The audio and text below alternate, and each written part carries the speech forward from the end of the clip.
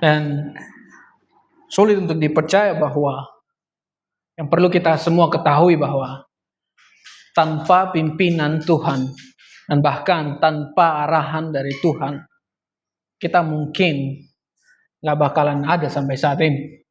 Iya. Saya mau mengajak teman-teman semua sebelum mulai. Kita ke Matius 7.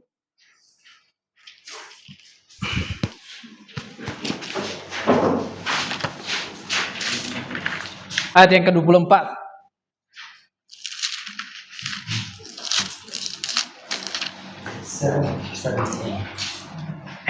Seven. 24. Starting 24. Extra. Ya. Extra.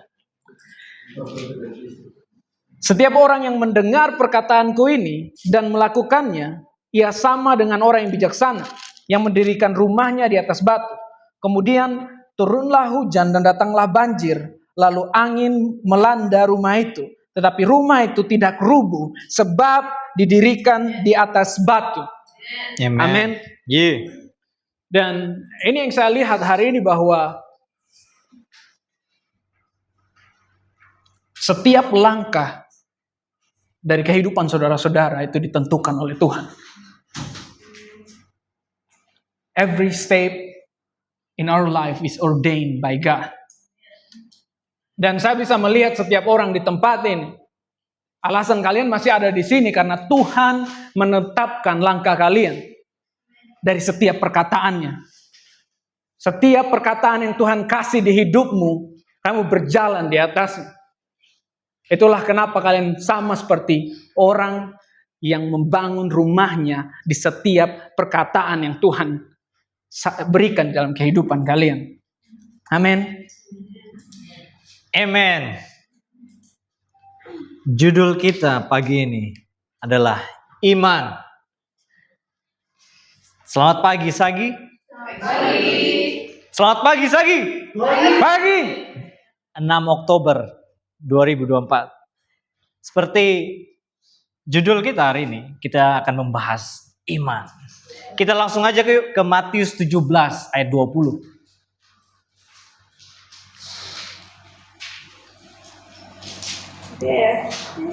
Yang udah di sana katakan iman.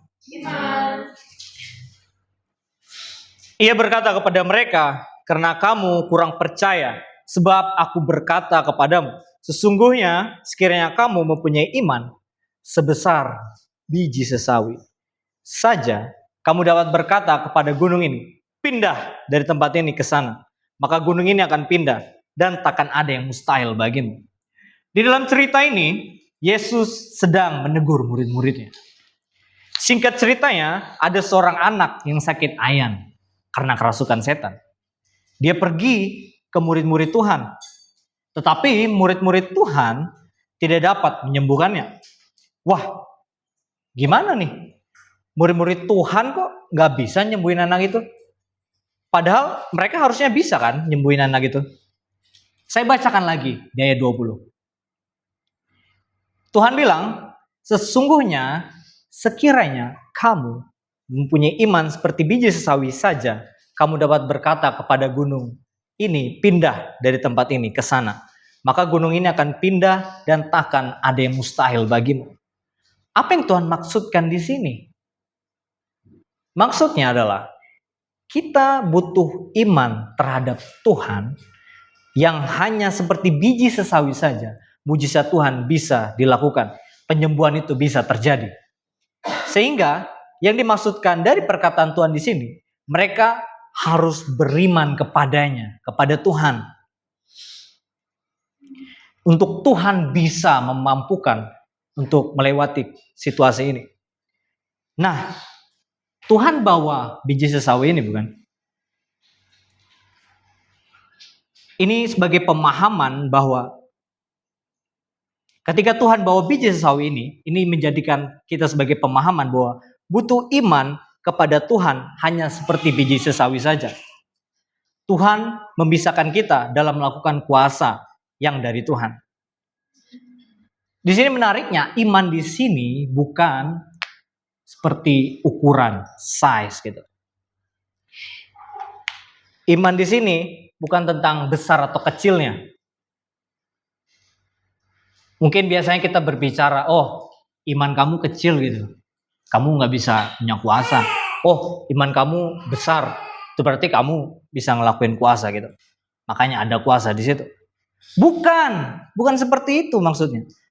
Tetapi iman di sini dimaksudkan percaya kepada Tuhan. Bahwa Tuhan yang membuat kita bisa. Membuat kita melakukan mujizat yang daripada Dia. Sehingga perlu iman terhadap Tuhan untuk kita menjalani kehidupan kita. Iman kepada Tuhan yang jadi penguatan di tiap langkah kita dan pikiran kita. Dan di dalam iman, harusnya tidak ada rasa takut di dalamnya. Amin. Setuju? Amen? Kenapa alasannya? Ya karena kita harusnya benar-benar percaya sama Tuhan. Tuhan bisa melakukan. Tuhan bisa memampukan kehendaknya. Maka dari itu kita berjalan dengan iman kepada Tuhan. Kita harus sadari ada situasi-situasi bahaya yang dapat mengganggu iman kita. Hal ini harus jadi kesadaran teman-teman di tempat ini.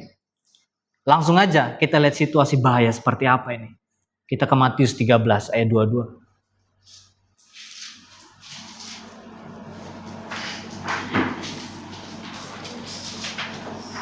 Kalau Tuhan katakan percaya bahwa Tuhan akan memampukan kamu melewati setiap situasi.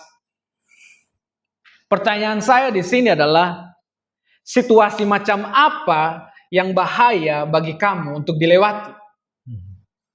Mari kita lihat di Matius 13 ayat 22.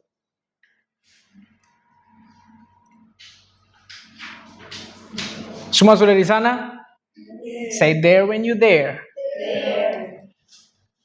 Yang ditaburkan di tengah semak duri ialah orang yang mendengar firman itu, lalu kekhawatiran dunia ini dan tipu daya kekayaan menghimpit firman itu sehingga tidak berbuah. Hal yang menarik kalau kita lihat dalam cerita ini, Yesus sedang menggambarkan situasi yang dihadapi oleh suatu kehidupan. Kehidupan seseorang yang tadinya dia mendengar firman Tuhan. Kemudian saat dia menjalani kehidupannya, dia masuk di dalam situasi, dan di situasi itu juga ada kekhawatiran dunia dan tipu daya yang mulai muncul. Ini yang kami sebut dengan situasi bahaya. Kenapa situasi ini bahaya? Karena kalau kamu menghadapi suatu situasi dengan penuh kekhawatiran, saya bisa bilang bahwa kamu sedang berada di dalam posisi yang bahaya. Kalau kita mengetahui bahwa sebenarnya akar dari kekhawatiran adalah karena seseorang gak percaya. Gak ada sesuatu yang dia percaya atau bahkan sesuatu yang dia bisa bersandar kepadanya.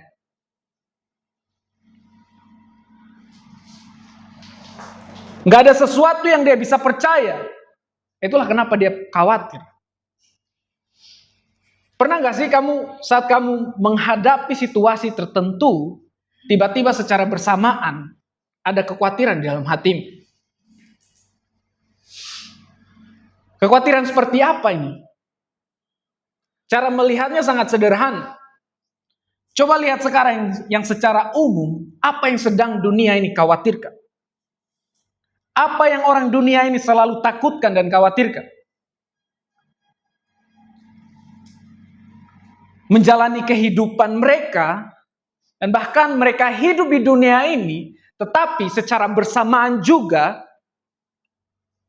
mereka takut dunia ini akan menjadi hancur dan punah. Kita bisa lihat, cara melihatnya adalah aksi peduli lingkungan. Go green, no plastic. Mencoba meminimalisir penggunaan bahan bakar, atau bahkan ada yang sama sekali menjauhkan hidupnya dari plastik. No plastic. Lihat bahwa kalau kamu khawatir, kamu akan lupa sama Tuhan. Takut terhadap perubahan iklim, dan takut bahwa bumi ini akan hancur dan tamat. Di dalam hal lain juga mengenai kehidupan, ada banyak ketakutan yang mereka jalan kehidupan mereka dengan ketakutan-ketakutan ini. Takut gagal, takut nggak sukses, takut ditolak, takut mati. Semua ketakutan ini terus melekat di dalam kehidupan seseorang, dan setiap situasi yang mereka hadapi, dan semua ini berdampak di dalam semua hal yang mereka lakukan. Kamu melewati situasi kuliahmu dengan ketakutan akan gagal. Aku lakuin ini karena aku takut aku gagal dan jadi pengangguran. Saat hadapi situasi di mana dompet kamu kosong, mau pindah rumah, nggak punya duit untuk beli tempat tidur, dan segala kelengkapan yang dibutuhkan, duitku nggak cukup untuk makan ini dan itu. Khawatirlah kamu di saat itu. Hal yang lain, aku pengen sekali sukses agar aku dapat diterima oleh semua orang. Ini karena takut ditolak. Di dalam situasi yang konkret pun, ketakutan akan dunia ini juga terjadi. Cara mengeceknya adalah saat kamu sakit parah, apa yang terbesit di kepalamu? Coba cek setiap tindakan yang kamu ambil saat itu. Apa karena takut mati? Atau takut komplikasi? Atau mungkin takut tubuhmu rusak dan kamu panik? Yesus dengan jelas mengatakan bahwa kekhawatiran tidak sama sekali menambahkan sesuatu di dalam kehidupan manusia. Ya. Kita semua tahu bahwa Tuhan yang sebenarnya memegang kendali. Dan Tuhan juga yang memberikan kesuksesan kepada manusia. Tetapi terkadang banyak dari kita terjebak dan bergumul di dalam situasi yang bahaya ini. Kita juga sering ada di dalam situasi ini. Makanya kita perlu berhati-hati sekali ketika kita menghadapi situasi yang bahaya ini. Pilihannya adalah bahwa di dalam situasi yang bahaya ini, apakah di dalam situasi ini kita khawatir atau enggak? Kita khawatir atau tidak? Di dalam situasi ini, apakah kita khawatir sama hal-hal yang dunia? Atau kita malah jadi khawatir sama seperti orang-orang dunia? Itulah situasi yang kadang bisa membuat hidup orang Kristen ada di dalam bahaya. Tapi ada situasi yang lain juga selain situasi kekhawatiran akan dunia. Mari kita lihat di dalam Kolose 2 ayat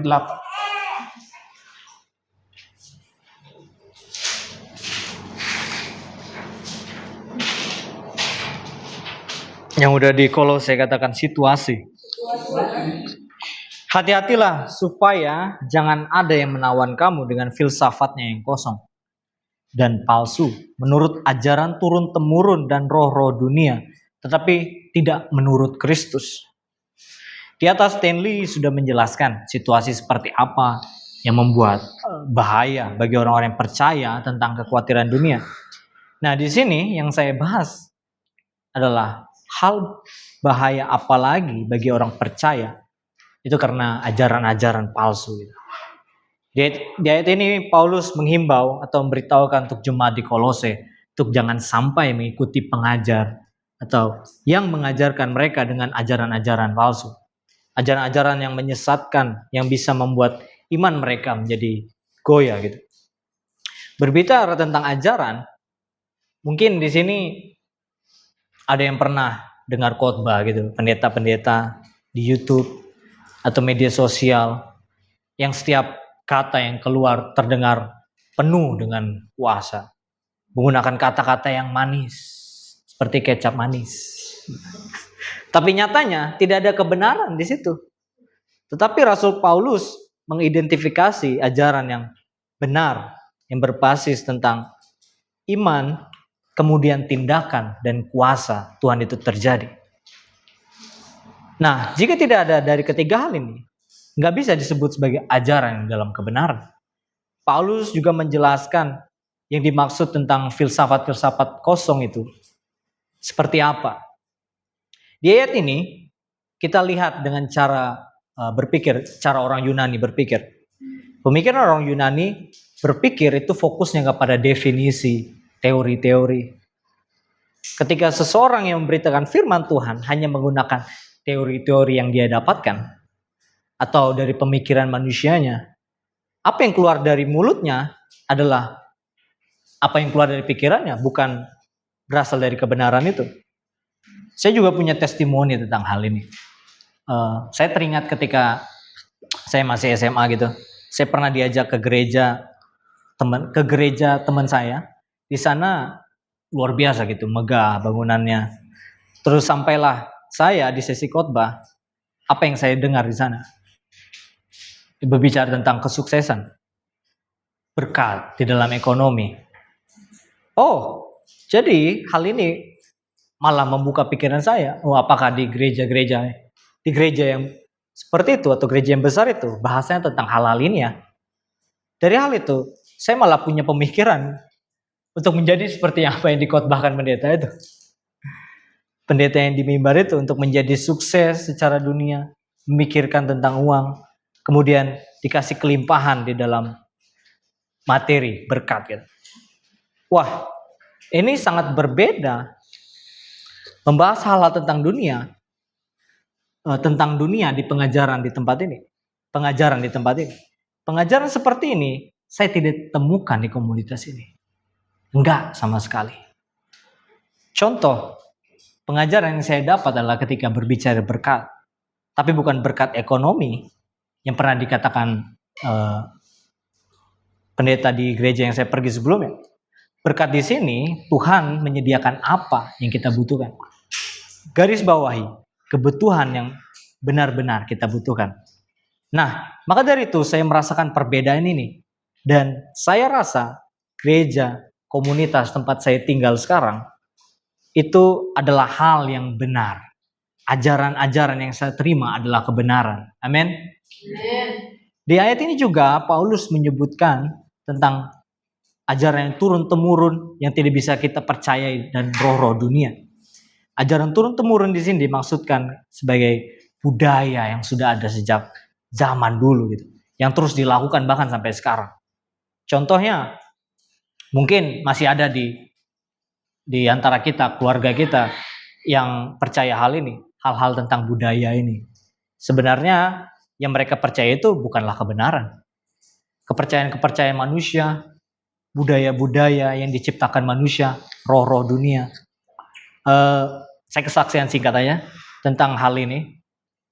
Jadi di dalam proses pernikahan saya 3 bulan lalu, Tuhan ajarkan hal menarik di hidup saya. Di usia saya masih kecil, mungkin 11 atau 12 tahun gitu. Ketika di dalam saya ke suatu pernikahan gitu, saya ngelihat tentang apa yang namanya disebut kayak nikah adat, tentang apa yang harus dilakukan selama proses pernikahan itu. Bahkan dari hal itu saya tanya ke orang tua saya tentang kenapa sih budaya ini masih terus dilakukan. Padahal kita sudah jadi orang Kristen gitu. Kenapa hal ini harus terus ada? Kenapa harus ada kayak lempar beras, injak telur, itu budaya tempat saya. Terus hal-hal adat begitulah intinya. Untuk apa fungsinya? Orang tua saya menjawab singkat aja. Ini ada tradisi yang harus terus dilakukan. Yang sudah nenek-nenek moyang lakukan sebelumnya. Terus pertanyaan adalah kok bisa hal ini dilakukan padahal udah Kristen. Tetapi masih hidup di dalam budaya-budaya nenek moyang. Itu yang dipercaya dengan roh-roh juga. Dan dari hal ini membuka mata saya teman-teman. Untuk lihat hal yang bahaya untuk iman kita. Ketika kita salah mengikuti ajaran. Ketika kita mengikuti budaya-budaya, mengikuti roh-roh dunia. Iman kita terhadap Tuhan akan goyah juga. Sehingga yang dimaksudkan Paulus di ayat ini tentang filsafatnya yang kosong dan palsu menurut ajaran turun-temurun dan roh-roh dunia, tetapi tidak menurut Kristus, garis bawah hal ini. Ajaran-ajaran dunia ini bukan menurut Kristus. Atau, saya perjelas lagi, bukan ajaran yang berasal dari Kristus. Hal ini jadi kesadaran kita juga. Jangan pernah kita terbawa oleh pengajaran-pengajaran seperti itu. Budaya-budaya yang masih mungkin keluarga kita hidupi. Pengajaran yang gak benar ini atau palsu ini dapat menyesatkan kita. Dari hal ini kita lihat solusi apa yang untuk kita bisa menyelesaikan kondisi yang membahayakan iman kita ini. Yang perlu kita ketahui dan sadari bahwa di dalam kehidupan ini kita nggak pernah akan terlepas atau nggak bakalan pernah menghadapi situasi yang bahaya ini. Kehidupan kita pasti akan bertemu dan bahkan kita pasti akan melewati situasi yang bahaya ini. Situasi di mana kekhawatiran dunia, situasi di mana adanya pengajaran-pengajaran palsu yang bahkan bisa membahayakan iman kita. Dan hari ini kita punya kabar baik untuk setiap orang di tempat ini. Kita akan menunjukkan bagaimana cara kita melewati situasi yang bahaya ini. Mari kita ke Matius 14 ayat 30.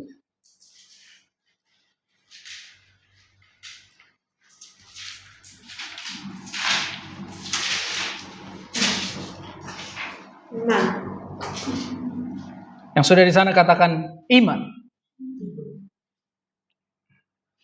Tetapi ketika dirasanya tiupan angin, takutlah ia dan mulai tenggelam, lalu berteriak, "Tuhan, tolonglah aku." Segera Yesus mengulurkan tangannya, memegang dia dan berkata, "Hai orang yang kurang percaya, mengapa engkau bimbang?" Kita semua tahu bahwa di dalam kehidupan ini, memiliki iman sangatlah penting. Amin. Yeah. Hal yang akan membedakan seseorang beriman kepada Tuhan atau enggak, itu bisa terlihat dari setiap situasi yang dia alami. Atau setiap situasi yang dia hadapi. Kalau ditanya, siapa yang beriman di sini? Semua pasti jawab, aku adalah orang yang paling beriman. Aku beriman dan sangat mempercayai Tuhan. #live by faith. Aku siap menghadapi setiap situasi. Kalau aku hadapi ini, aku pasti mempercayai Tuhan di dalam situasi ini. Kita semua sering sekali confidence banget tentang iman kita kepada Tuhan. Kalau Tuhan pilih aku dan ngomong ke aku untuk hadapi situasi ini, aku pasti akan melewatinya dengan penuh iman dan kemenangan. Kalau kita lihat di dalam cerita ini, Petrus melihat Tuhan berjalan di atas air. Terus dia ngomong bahwa, "Tuhan, kalau itu engkau, suruhlah aku datang kepadamu. Suruhlah aku datang kepadamu berjalan di atas air." Dalam terjemahan TSI di sini dikatakan bahwa, "Tuhan, kalau itu sungguh-sungguh engkau, suruhlah saya datang kepadamu dengan berjalan di atas air." Terdengar sangat confidence, bukan? Ya. Ya, karena di sini dia tahu kalau Tuhan bisa buat dia berjalan di atas air. Dia yakin tentu saja dia bisa berjalan di atas air. Orang dia lihat Tuhan berjalan di atas air. Lihat selanjutnya Tuhan ngomong, "Datanglah." Aku bisa bayangkan gimana respon Petrus di situ. "Oh yeah, Jesus told me to walk on the water. I'm gonna walk on the water, baby." Dia langsung keluar dari perahunya dan mulai berjalan di atas air mendekati Yesus. Petrus berjalan di atas air. Lihat selanjutnya, ketika dirasanya tiupan angin, takutlah dia dan mulai tenggelam dan berteriak, "Tuhan, tolonglah aku." Segera Yesus mengulurkan tangannya dan memegang dia dan berkata, "Hai orang yang kurang percaya, Mengapa engkau bimbang? Ingat bahwa kalau Tuhan panggil kita untuk lakukan sesuatu, itu bukan berarti kita akan berjalan menghadapi situasi itu tanpa adanya angin dan badai. Apakah kalian sadar kalau ayat ini menggambarkan kehidupan kita? Kira-kira apa yang membuat Petrus gagal melewati situasi ini? Situasi di mana seharusnya dia bisa berjalan di atas air sampai dia mendapati Yesus. Tetapi di tengah perjalanan dia tenggelam karena takut, kurang percaya, dan bimbang. Saat Tuhan panggil kita untuk lakukan sesuatu, yes, kita mulai berjalan di atas air. Dan kemudian ada situasi yang kita hadapi. Situasi sulit, ada angin, dan angin itu mulai datang. Kita mulai takut. Dan sedangkan kita tahu bahwa firman Tuhan ngomong dengan jelas kalau kamu takut, hilanglah kekuatanmu. Pimpinan Tuhan di dalam hidup kita itu akan membawa kita menghadapi banyak situasi. Beberapa dari kita menghadapi situasi sakit. Atau situasi-situasi sulit.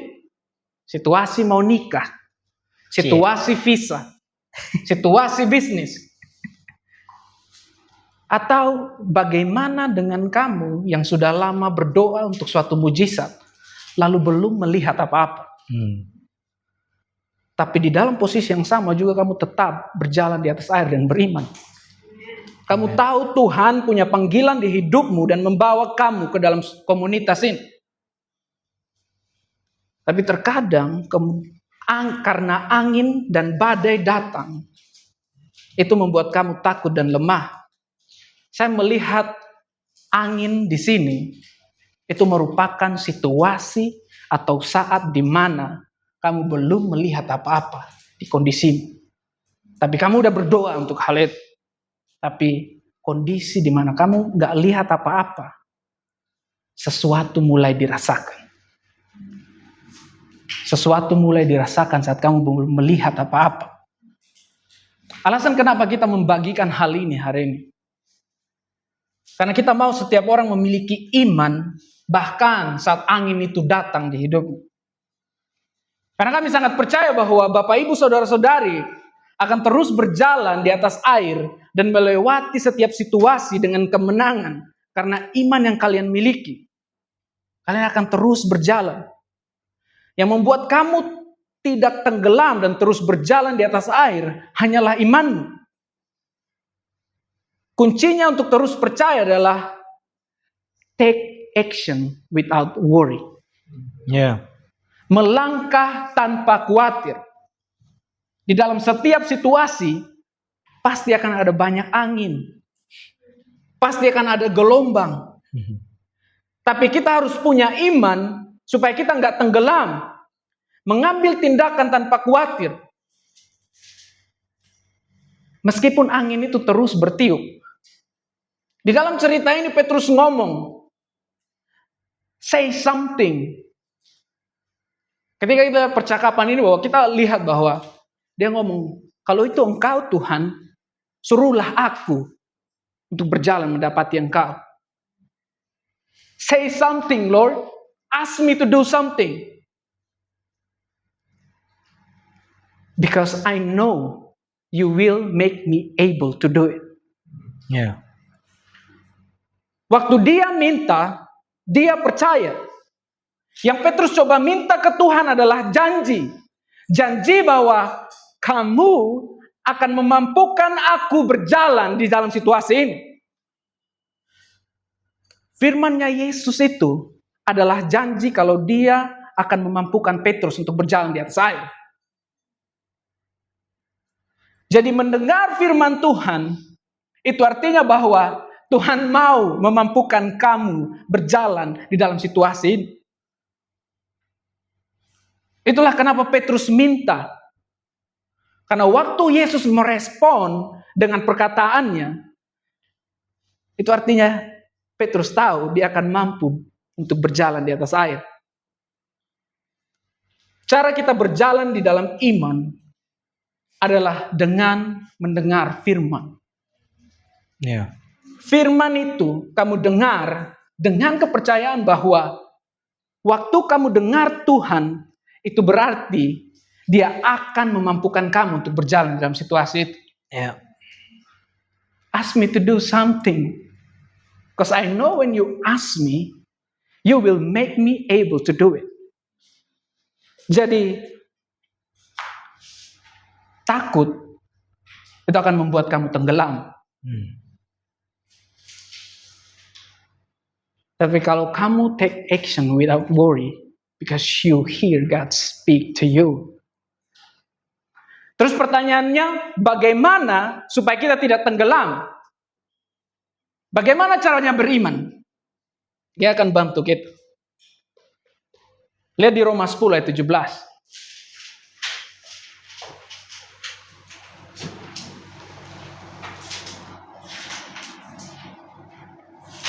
Roma 10:17. Are you there, guys? Jadi, iman timbul dari pendengaran. Dari pendengaran oleh firman Kristus. Bagaimana caranya beriman? Ya, dengan dengar dari firman Tuhan. Dengar dari perkataan Tuhan. Terus apa yang dimaksudkan di sini? Dari pertanyaan Stanley tadi. Bagaimana kita bisa terus punya iman dan tidak tenggelam? So, di dalam situasi kehidupan kita nggak selalu melewatinya dengan mulus-mulus aja, bukan? Pastinya ada juga momen-momen kita mengalami kesulitan, masalah, isu, atau sesuatu yang bahkan belum bisa diselesaikan. Datang aja kita. Itulah kenapa di momen ini kita tidak perlu khawatir untuk kita bisa melewatinya. Pertanyaannya, gimana caranya kita tetap bisa melewati setiap kesulitan tanpa iman kepada Tuhan? Jadi itu kita tetap kuat di dalam segala situasi. Saya bacakan lagi. Pertanyaan, gimana caranya kita bisa melewati setiap kesulitan tanpa iman kita kepada Tuhan tetap kuat di dalam segala situasi? Jawabannya, dengar dari firman Tuhan. Dengan perkataan Tuhan, minta ke Tuhan untuk langkah apa yang harus kita lakukan. Sama seperti Petrus tadi, say something Lord. Nah, ini maksudnya dengan mendengar perkataan Tuhan, kita bisa percaya langkah mana atau apa yang harus kita lakukan untuk melewati situasi sulit ini. Minta Tuhan untuk menguatkan kita sehingga kita melewati situasi sulit sampai pada akhirnya iman kita tidak goyah. Bahkan kita juga bisa mengingat kembali perkataan Tuhan yang sudah pernah Tuhan katakan di hidup kita. Ingat janji Tuhan yang sudah Dia pernah katakan ke kita, teman-teman. Ada satu tokoh, ada masih ingat apa yang kita bahas, Pak Bren bahas di Kamis lalu? Yosua, right? Jadi kalau kalian sadar, ketika Yosua melewati kondisi sulit atau melewati kondisi situasi, apa yang dia lakukan? Dia ingat firman Tuhan. Dia ingat perkataan Tuhan. Untuk bangsa Israel, perkataan Tuhan yang udah jauh-jauh Tuhan katakan kepada bangsa Israel, bahkan dari zaman Abraham. Yosua mengingat setiap janji yang sudah Tuhan katakan. Coba kita ke Bilangan 14 ayat 6.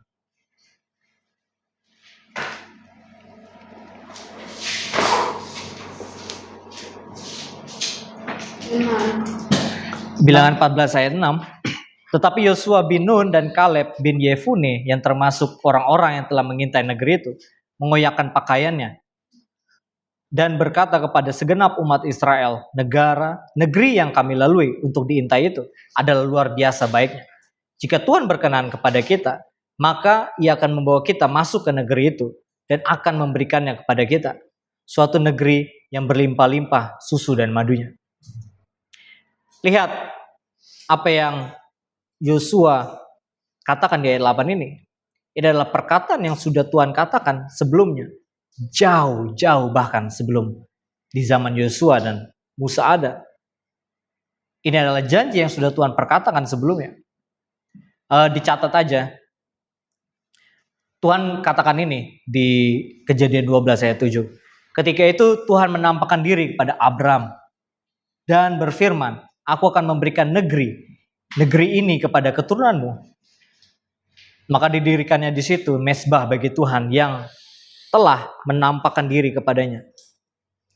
Tuhan menjanjikan negeri yang saat itu Abram tinggal, yaitu Kanaan. Negeri itu akan diberikan Tuhan kepada keturunan dari Abraham. Lihat, ini janji Tuhan kepada bangsa Israel. Sudah ada bahkan sejak zaman Abraham, bukan? Dicatat aja. Di Keluaran 6 ayat 7 juga ngomong hal ini. Janji Tuhan itu. Dan aku akan membawa kamu ke negeri yang dengan sumpah telah kujanjikan. Di Keluaran 6 ayat 7. Negeri yang telah kujanjikan memberikannya kepada Abraham, Ishak dan Yakub, dan aku akan memberikannya kepadamu untuk menjadi milikmu. Akulah Tuhan. Perkataan ini akulah Tuhan. Jadi perkataan ini sudah Tuhan katakan kepada Musa juga. Lihat ini teman-teman. Perkataan yang pernah atau sudah keluar dari Tuhan untuk hidup kita. Kita harus ingat hal itu selalu. Jangan dilupakan perkataan-perkataan Tuhan yang pernah Dia katakan. Yosua tidak melupakan hal ini. Maka dari hal itu dia benar-benar percaya bahwa janji Tuhan itu akan Dia genapi gitu. Nggak peduli ada kesulitan apa yang bangsa Israel akan hadapi. Tapi dia tetap percaya. Jangan lupakan stone kita. Baca lagi setiap penguatan yang sudah Tuhan bilang dalam hidup kita. Janji Tuhan di hidup kita. Penguatan-penguatan mungkin dari saudara-saudara kita. Kita baca ulang lagi. Lihat hal itu.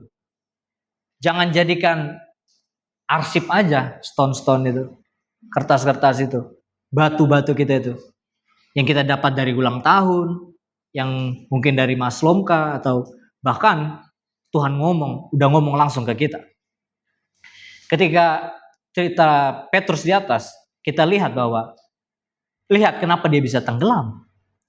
Padahal Tuhan udah bilang kan. Bilang ke Petrus. Datang ke Tuhan. Akhirnya Petrus bisa. Awalnya bisa dia berjalan. Tapi ketika angin datang. Dia takut dan tenggelam.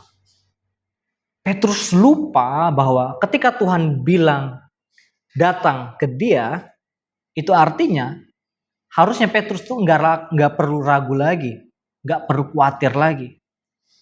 Karena jika ada tiupan angin sekalipun, percaya aja dan datang ke Tuhan. Percaya berjalan aja di atas air. Maka dari itu kita harus mengingat kembali perkataan Tuhan yang udah Tuhan katakan di hidup kita.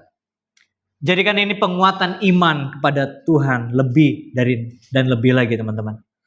Jangan takut, jangan ragu, jangan lupa untuk setiap janji yang sudah Tuhan katakan dalam hidup kita. Tuhan akan menggenapi hal itu. Pegang itu terus. Jadikan itu penguatan di hidup kita. Amin. Amin. Amin. Ini kecil banget penguatannya. Jadi berjalan dengan iman kepada Tuhan. Berjalanlah dengan iman kepada Tuhan. Ingat setiap janji Tuhan itu. Terus pertanyaannya, ada pertanyaan. Apa dampaknya ketika kita benar-benar berjalan dalam iman kepada Tuhan di hidup kita? Kita lihat yuk di Kisah Rasul 2, 25-26. Ini adalah perubahan yang Petrus alami. Amin. Yang seringkali membuat kita tenggelam, yang seringkali membuat kita berhenti, yang bahkan melemahkan iman kita. Saat kita berjalan di dalam tiupan angin, kita lupa perkataan Tuhan. Ya. Kita lupa janji Tuhan di dalam kehidupan kita. Tapi hari ini saya percaya bahwa setiap orang belajar sesuatu hari ini.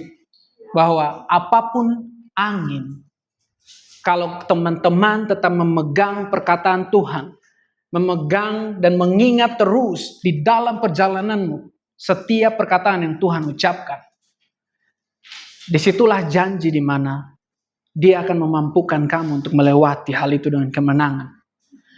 Dan di Kisah Para Rasul 2 ini merupakan progres di dalam kehidupan Petrus. Kisah Para Rasul 2 ayat 25-26. Sebab tentang dia, Daud berkata, aku senantiasa memandang Tuhan di hadapanku, karena ia berdiri di sebelah kananku, aku tidak goyah. Sebab itu hatiku bersukacita dan jiwaku bersorak-sorak, bahkan tubuhku akan diam dalam pengharapan.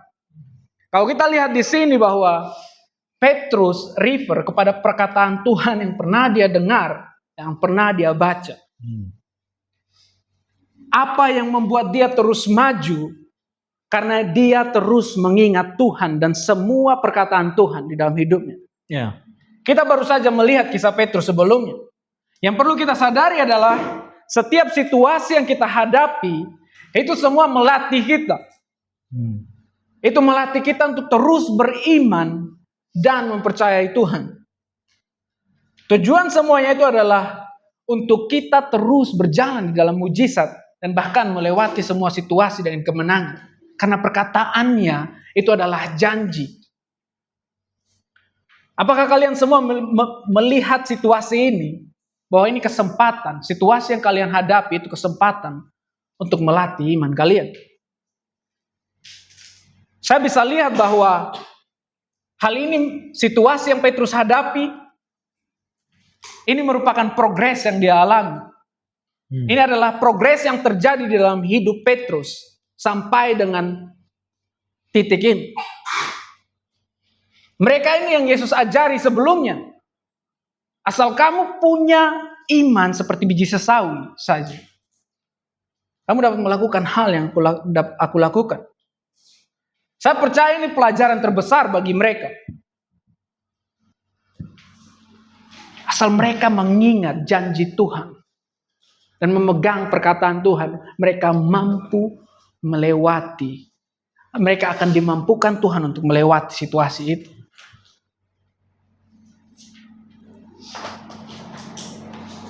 Setiap langkah kakimu, apa yang kelihatan mustahil dan apa yang gak mampu kamu lihat, disitulah kesempatan di mana kamu melatih dirimu untuk memegang perkataannya.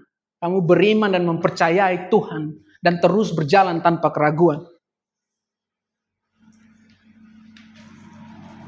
Entah angin itu datang, kamu tetap percaya dan berjalan sampai mujizat itu terjadi. Ya.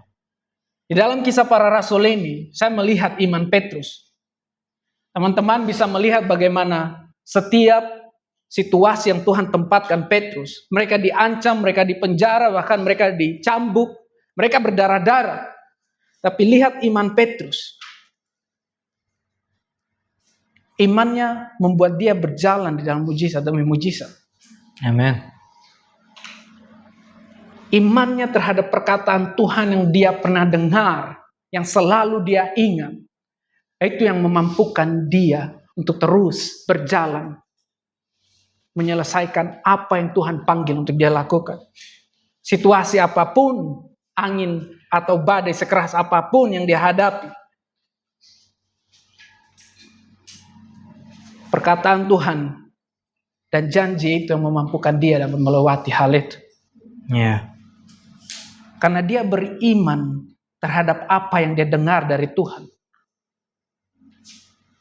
Kalau kamu mau melihat mujizat terjadi, dan bahkan kamu mau mampu melewati setiap situasi dan bahkan setiap kondisi di hidupmu, yang perlu kamu lakukan adalah mengingat perkataan Tuhan, akan memegang hal itu dan berjalan dalam hidup tanpa kekhawatiran. Itulah iman. Dan iman itu yang akan membuat kamu terus mampu untuk berjalan dan bahkan melewati setiap situasi.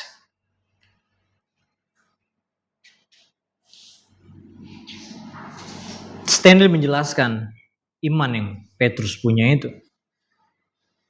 Kita lihat gimana ketika Petrus benar-benar jadi seorang yang berbeda gitu. Ketika dia punya iman itu kepada benar-benar percaya pada setiap kondisi dan situasi yang dia lewati.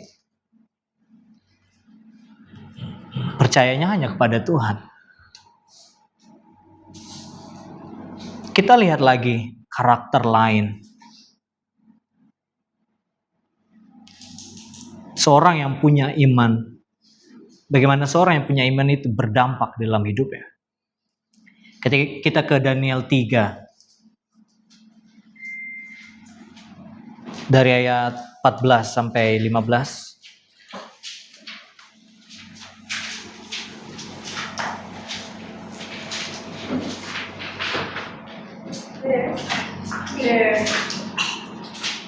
Berkatalah Nebukadnezar kepada mereka, apakah benar, hai Sadrak, Mesak, dan Abednego, bahwa kamu tidak memuja dewaku dan tidak menyembah patung emas yang kudirikan itu? Sekarang, jika kamu bersedia, demi kamu mendengar bunyi sangkakala, seruling, kecapi, rebab, gambus, serdam, dan berbagai-bagai jenis bunyi-bunyian, sujudlah menyembah patung yang kubuat itu. Tapi jika kamu tidak menyembah, kamu akan dicampakkan seketika itu juga ke dalam perapian yang menyala-nyala. Dan dewa manakah yang dapat melepaskan kamu dari dalam tanganku? Ada yang ingat ketiga tokoh ini? Ya, mereka Sadrak, Mesak, dan Abednego. Di dalam pasal ini menceritakan tentang Raja Nebukadnezar mendirikan patung emas. Kemudian dia memerintahkan untuk orang-orang di Babel untuk menyembah patung itu. Dan yang tidak menyembah akan dicampakkan atau dihukum ke dalam perapian yang menyala-nyala. Kemudian dari semua orang yang sujud ke patung itu ditemukan Sadrak, Mesak, dan Abednego tidak menyembah patung itu. Dan mereka pun akhirnya dihukum. Karena itu mereka mau dimasukkan ke dalam perapian yang menyala-nyala. Tapi keren banget. Kita lihat respon mereka ketika mereka mau dimasukkan ke perapian itu. Di ayat 16 sampai 18. Lalu Sadrak, Mesak, dan Abednego menjawab Raja Nebukadnezar, tidak ada gunanya kami memberi jawab kepada Tuanku dalam hal ini. Jika Tuhan kami yang kami puja sanggup melepaskan kami, maka ia akan melepaskan kami dari perapian yang menyala-nyala itu. Dan dari dalam tanganmu ya Raja.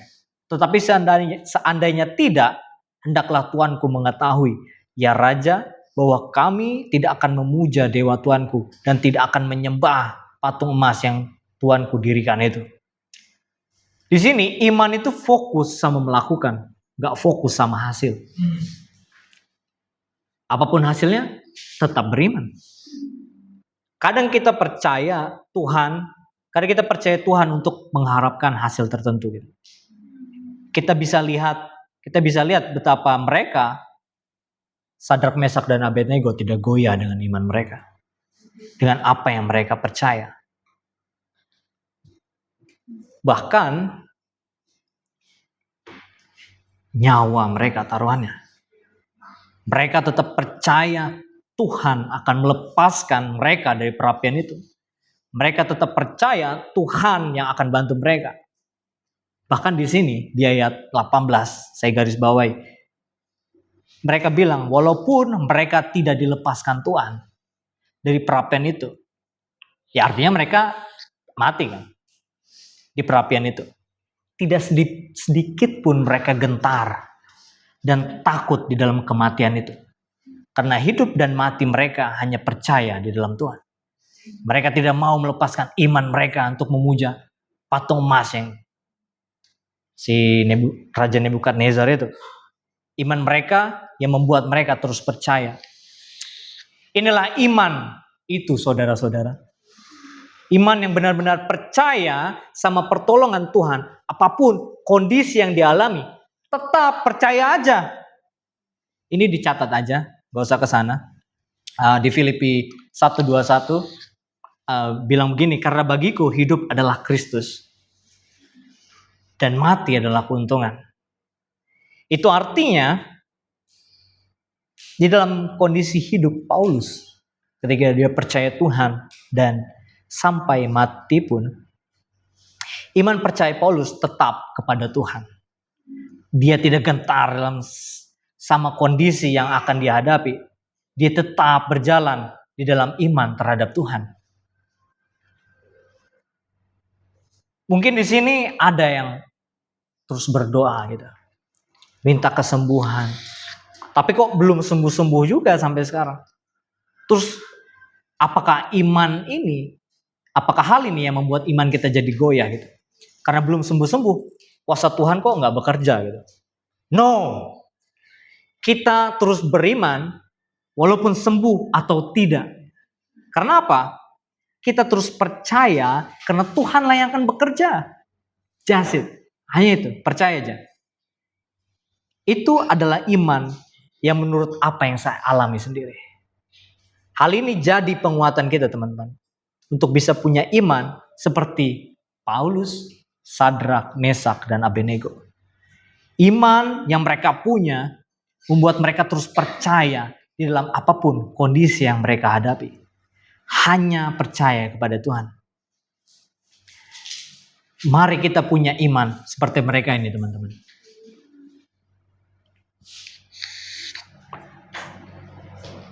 Satu Korintus 15 ayat 58.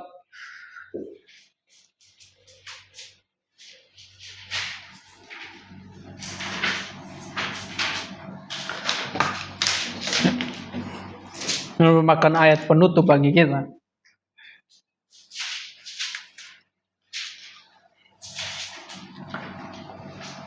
Karena itu saudara-saudaraku yang kekasih, berdirilah teguh, jangan goyah, dan giatlah selalu dalam pekerjaan Tuhan. Sebab kamu tahu bahwa persekutuan dengan Tuhan, dalam persekutuan dengan Tuhan, jeripayamu tidak sia-sia. Amen. Dan ini yang betul-betul menguatkan kami bahwa tidak peduli betapa sulitnya hidup kita, untuk tetap berjalan di dalam iman, di dalam setiap kondisi dan situasi, itu adalah hal yang terpenting. Perkataan Tuhan itu merupakan hal yang paling utama ketika kita melewati setiap kondisi dan bahkan situasi kita. Kita nggak boleh goyah dan bahkan nggak boleh takut. Karena iman yang membuat kita, karena iman itu yang membuat kita nggak khawatir akan dunia ini. Itu yang membuat kita terus percaya kepada Tuhan. Dan bahkan terus membuat kita berpegang bahkan di dalam situasi tertentu.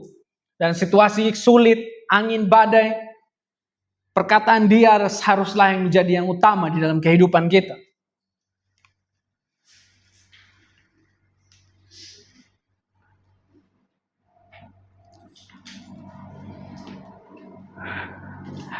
Setiap cerita dan bahkan setiap karakter yang kita bagikan, Petrus, Sadrak, Mesak, dan Abednego, dan bahkan Paulus, itu merupakan salah satu contoh di dalam kehidupan kita yang harus kita ambil dari kehidupan mereka. Mereka adalah karakter yang Tuhan tunjukkan ke kita, untuk kita bisa melihat iman seperti apa yang perlu kita butuhkan.